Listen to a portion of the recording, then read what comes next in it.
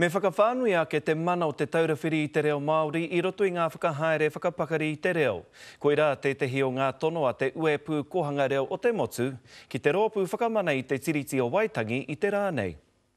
E kore he huringa i tērā o te whakatōpu i ngā rōpū pena i te reo, he parau i te huarahi haere whakamua. Akini pe kārero a kakatia. Me uru mai ngā kuia ngā kaumātuanga o tatau koraua ki te awhi.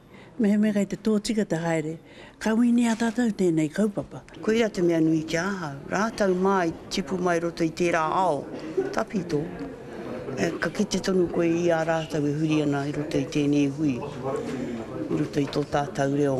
Tō tātou reo o mai ani e tō tātou atua ki a tātou. Kia ora.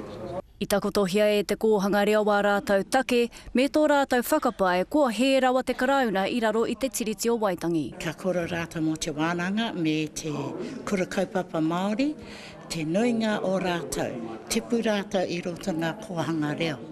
Ai, engari, kei a rātau, e traiana rātau ki te mautā rātau autonomy, ne?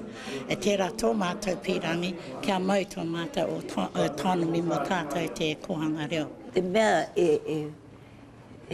rereke i kia o ka hara mai ke nā Pākehā ki te whakawāia, i roto tuku krahe, ki mai kia o he kura mahi da koe. Ai, kei te pai o mai ka kāere. E toru nā panine Pākehā.